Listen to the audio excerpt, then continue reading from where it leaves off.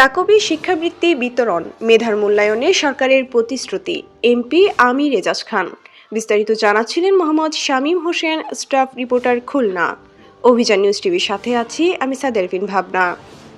খুলনার দাকবে হিট বাংলাদেশের আয়োজনে শিক্ষাবৃত্তি প্রদান ও মাদক সচেতনতা কর্মসূচিতে প্রধান অতিথি এমপি আলহাজ আমির এজাজ খান বলেন, শিক্ষার্থীদের মাদকমুক্ত থেকে আদর্শ চরিত্র গড়ে তুলে মেধার সর্বোচ্চ বিকাশ ঘটাতে হবে।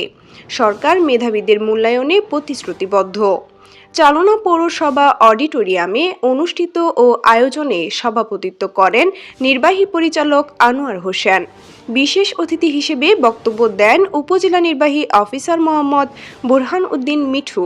অনুষ্ঠানে 2025 সালের এসএসসি ও এইচএসসি পরীক্ষায় জিপিএ 4 ও 5 প্রাপ্ত শিক্ষার্থীদের সংবর্ধনা ও বৃত্তি প্রদান করা হয়।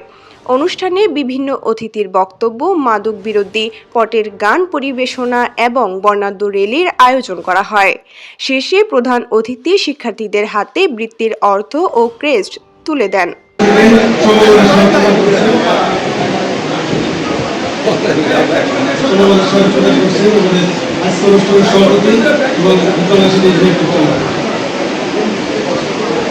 প্রধান অতিথি এবং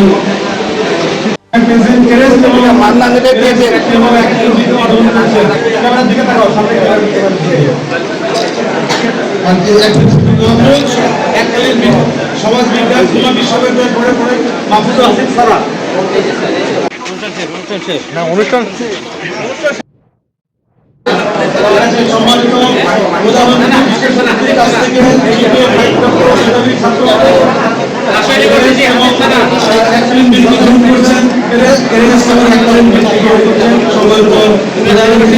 সভাপতি এবং বিশেষ অতিথির কাছ থেকে মেধাবী ছাত্র আপনাদের মাধ্যমে সব এগিয়ে এগিয়ে যাবে।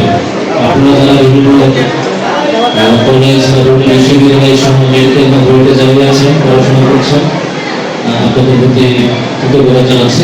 এখানে অনেক অনেক সম্মানিত অভিভাবকরা রয়েছে।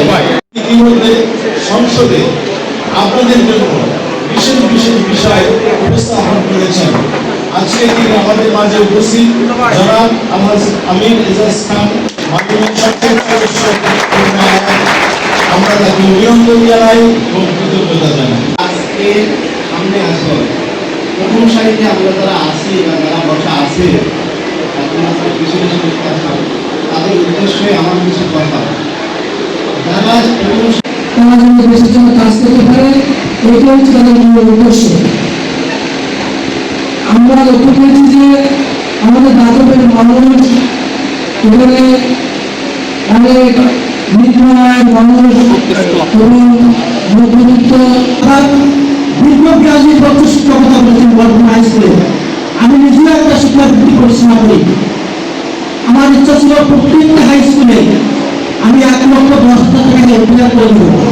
কিছু কিছু স্কুলে দিয়েছি, কিন্তু আজকে মাদককে না বলুন এবং আমরা এটা সকলে মিলে নির্বিচারে করে আমাদের সন্তানদেরকে লেখাপড়ার পাশাপাশি খেলাধুলা, সংস্কৃতিতে বিভিন্ন খেলাধুলা রয়েছে সে কাজকে করি।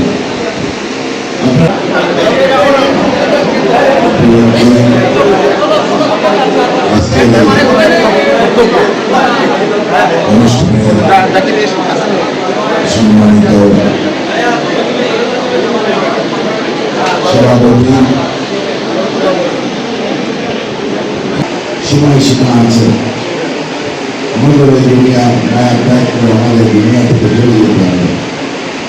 আমরা নতুন প্রজন্মের জন্য কি রেখে গেলাম, কি করলাম, এগুলো আমাদের ভাবতে হবে। যাতে এমন কিছু আমরা করে দেবো নতুন প্রজন্ম নির্মাণ হোক, তার জন্য সকলকে সহযোগিতা হবে। আমাদের যোগাযোগ ব্যবস্থা যেমন রয়েছে সেটা হচ্ছে প্রথমত হচ্ছে টেকসই মেরুমান নির্মাণ করা। এই টেকসই মেরুমান আমরা নির্মাণ না করতে পারি, যতগুলো মন্দির আছে সমস্ত মন্দির এবং মসজিদ যাতে ফাঁকা থাকে এবং হিন্দুরা এবং শ্রমিকরা সবাই যেন তাদের অবদানটাকে সুন্দরভাবে বলতে পারে। কমিটি প্রতি মাসে আমরা তাদেরকে উচ্চশিক্ষার জন্য আমরা অর্থ সহায়তা করে থাকি। আমরা উদ্যোগ কাজগুলো চাকরি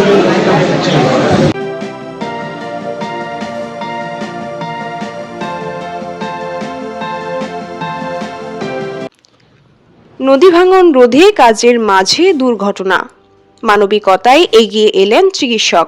বিস্তারিত জানাচ্ছিলেন মোহাম্মদ আবু সালেহ বিপ্লব, বরিশাল বিভাগীয় প্রধান। অভিযান নিউজ টিভির সাথে আছি আমি সাদেরফিন ভাবনা।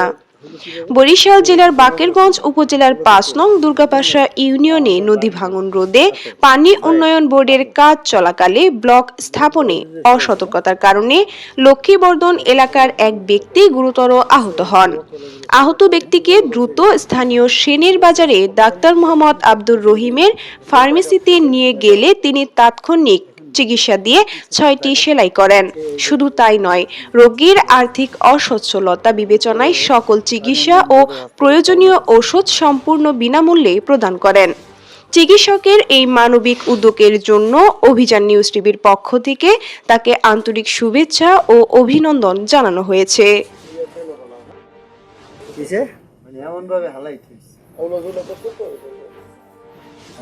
দিয়েছে যে মানুষ হাঁটতে যেতে পারে না। ভালো মানুষ মানে সাইড দিয়ে রাখলে তো লোকজন আসা যাওয়ার সমস্যা। কত বড় একটা অ্যাক্সিডেন্ট ঘটলো। সে তার ৫-৬টা সেলাই লাগবে। তো এই হচ্ছে ব্লকের লোকজনের কাজের অবস্থা। তো আমি এই ধরনের কাজের তীব্র প্রতিবাদ এবং নিন্দা জ্ঞাপন করছি এবং সংশ্লিষ্ট অধিদপ্তরের হস্তক্ষেপ কামনা করছি, যাতে এভাবে তারা পদক্ষেপ গ্রহণ করে।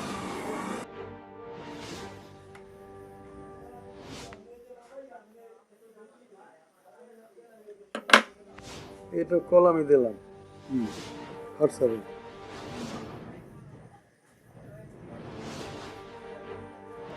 দুর্ভোগ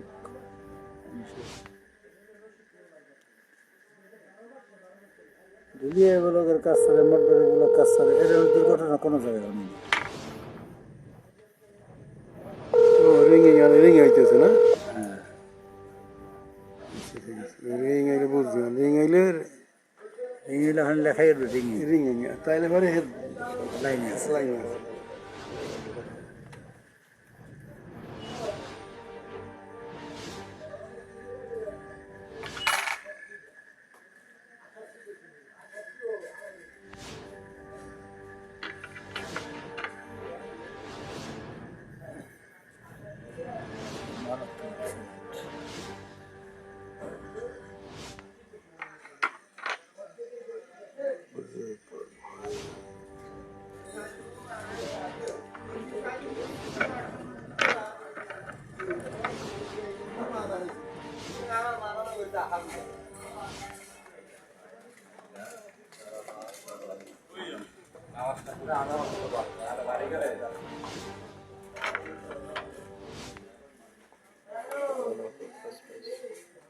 পাইতে পাইছে বলবে করে যাইয়া কাজ করেছি, মানুষ ফল পাচ্ছে।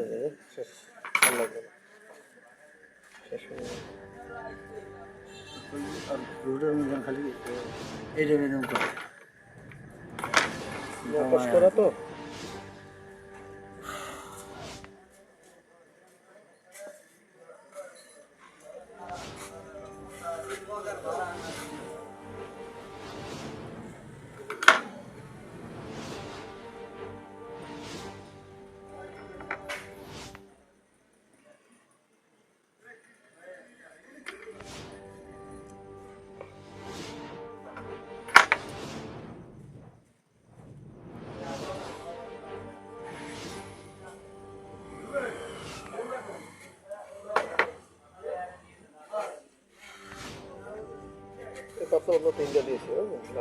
নাম কি? আর নাম কি? আর সত্তর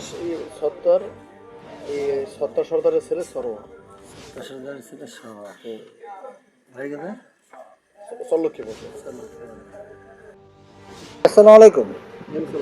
এইমাত্র আপনার দোকানে একজন দেখলাম যে ব্লকে 6 নম্বরের ব্লকের পরে লক্ষ্মীবাজারে একজন লোক আহত হয়েছে এবং প্রচুর দুর্ঘটনা রয়েছে এবং হাত অনেকখানি কেটে গেছে, সেটা ভিডিওটা আমার আছে।